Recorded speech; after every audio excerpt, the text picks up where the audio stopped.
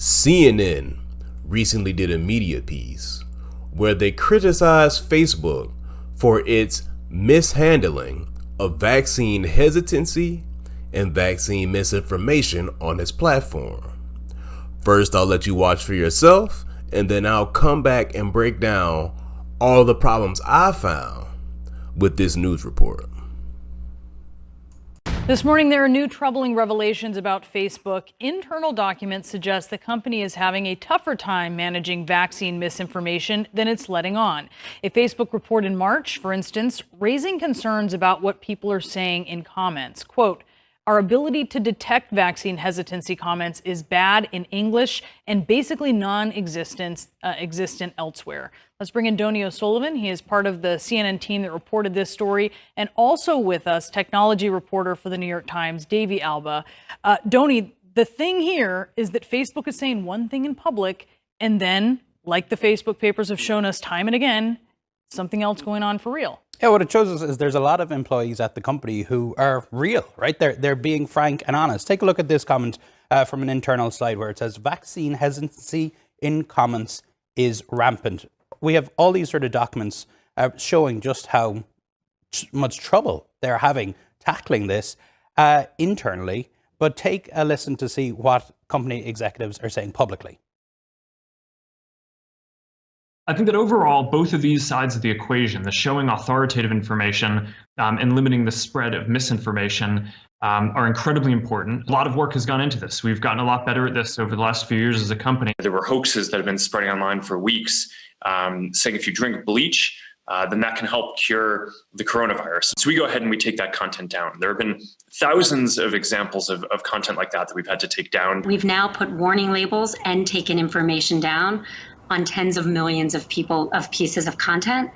And I think even more importantly, we've pushed about 2 billion people to accurate health information. Now, as they were saying this internally, a lot more was playing out inside the company. Take a look at this report from I think May in 2020. Somebody wrote, for weeks now, the most active civic groups in the US on Facebook have been the hundreds of anti-quarantine groups, in addition to the standard set that have been most active for months or years, Trump 2020 Tucker Carlson. So that tells us two things. One, the most active civic groups on Facebook in that critical period early in this pandemic were anti-lockdown, fueled by misinformation. But two, the most active groups in general, civic groups in general on the platform, are groups devoted to fans of Donald Trump and Tucker Carlson. I have a lot of problems with the clip we just watched. Now, I'm a person that's fully vaccinated and a person that believes that it's the best outcome for me and it's probably the best decision for most people to make, unless they have some sort of, allergy to something in the vaccine or some other, immunodeficiency or something like that. With that being said, this CNN report is terrible. First of all, the Chiron. It says that Facebook is struggling to stop vaccine misinformation. That's not Facebook's job. It's not a perfect analogy, but if I call in a bomb threat on a telephone, is it the telephone company's, problem to stop terroristic threats via telephone? Obviously not. You wouldn't blame AT&T or Verizon for somebody making a terroristic threat on a phone.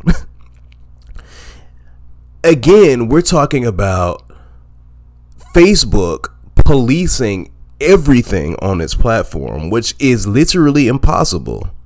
And also, probably a more substantive critique is that should we not value freedom of expression in a modern society? I don't even agree with the vaccine misinformation, but I do disagree that Facebook should just full stop, as CNN suggests in its Chiron, stop vaccine misinformation and lies.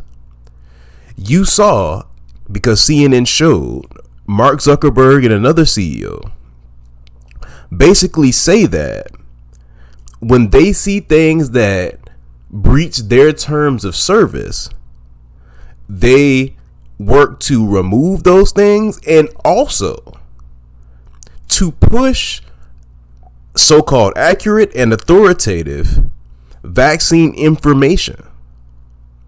Now, that last part, I don't even understand why that's necessary for Facebook to do, other than they receive negative PR from outlets like CNN, because people have gone to Facebook for the news for obvious reasons, right? CNN's news reporting is laughable. Seriously, their main complaint, you saw it at the end, anti-quarantine groups and, Trump and Tucker Carlson groups are the main groups on Facebook. Well, so what? It's America. Like, do they not have a right to be on Facebook as long as they don't break Facebook terms of service? You saw the CEO say, if people say stuff about drinking bleach and whatever, they reserve the right to remove those folks from their platform. But CNN won't be happy until basically all groups that are opposed to CNN are removed from Facebook. That's kind of what it seems like. Because in all those groups, there's a strong CNN is fake news contingent. And though I disagree with most of the things that people say in those groups, I do agree that CNN is fake news. To further illustrate that CNN is fake news, I'm going to show you an additional clip where they drill down to the main problem with Facebook. Not even the original post on Facebook, which Facebook screens for terms of service, but trolls in the comment section. Is part of the issue that it's happening a lot in the comments section as opposed to the affirmative posts? Totally, yeah. So what we see in our reporting is that the posts themselves often will walk the line in terms of violating Facebook's misinformation policies. But in the comments, that's where you see the actual misinformation explicitly discussed. So, Facebook struggles a lot with policing the comment section. And it's because their AI isn't really good at language detection and context. So when people look at these posts, it might pose a question like, what about bleach as a, solution to COVID? And then since it's a question, it's not quite violating the misinformation policies of Facebook. But in the comment section, you'll see people trading tips on how to acquire bleach and how to ingest it and things like that. I think, we look at what's going on here. You want to be careful about blaming Facebook for all of the ills of all of the information, but clearly Facebook fertilizes this, right? And they're having a very big credibility issue when they're not acknowledging the problem. When they're saying one thing publicly and another thing privately, it really does make you wonder, do they have a handle on the problem? And yeah, this is a problem because they're not being honest about it. One of the big talking points Facebook had early on, and look, we should acknowledge here, Facebook has done a lot more on COVID-19, tackling that than they have on other issues. They've been more definitive and acted quicker on COVID than they have, say, on election issues. But still, you can see there are so many problems. One thing they started doing very early in the pandemic was they gave free ads to organizations like the World Health Organization and UNICEF to put accurate information about COVID out onto the platform. But an internal post in March 2021, somebody mentioned that UNICEF and World Health Organization actually stopped for a period using those free ads because the comment sections under those posts would be ravaged by anti-vaccine COVID conspiracy theories. So basically, CNN is advocating for this Orwellian world where Facebook polices every comment in every comment section that contains any instance of wrong thing as so deemed by CNN. It's really absurd. They even give another example of Facebook giving free advertisement to the World Health Organization and UNICEF to push authoritative information on vaccines. And their complaint is, well, people flooded it with in the comment section with vaccine misinformation and trolling and whatever. That's a free market of ideas. CNN has a contempt for normal people with normal thoughts. It's astounding to me that CNN doesn't realize that even if they were successful in influencing Facebook to do the biggest crackdown on any wrong thing, that would achieve some sort of goal in stopping people from spreading vaccine misinformation, from believing that the vaccine may be harmful or questioning the efficacy or the safety of it. All that would do, if you know basic human psychology, is make people more stalwart in their position. Their rationale is going to be they're cracking down on us because we have the truth and they don't want you to know it. If CNN really wants people to look towards authoritative sources, this is not the way to do it. I'm not saying I know the way to do it, but this is definitely not the way to do it.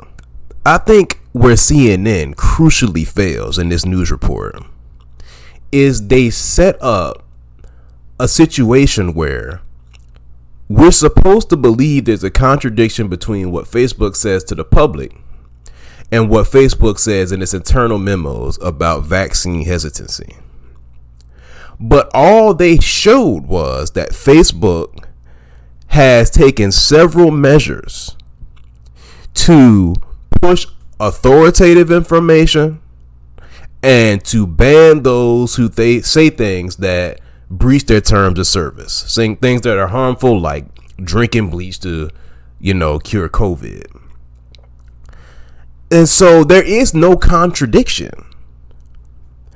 What CNN sees as a contradiction is the fact that Facebook has not stopped all of what they deem to be misinformation on their platform. And that is not the job, nor should it be the job of Facebook. I mean, Facebook is a private company, right? If they choose not to value free expression, there's no law against that. But I see no reason for Facebook to basically ban people, apparently, who make up the majority of the communities on their platform. Because CNN doesn't like that they don't fall in line with their line of thinking, their narrative, and their basically elitist point of view. And again, this is coming from a person who agrees that getting the vaccine is probably the most safe thing that most people can do in regards to their health in the pandemic. But that's the end of this story. If you like this video, subscribe to the channel, maybe throw a comment at the bottom. I'm starting a new channel, and I will be doing more videos like this on culture and politics, and I will see you next time.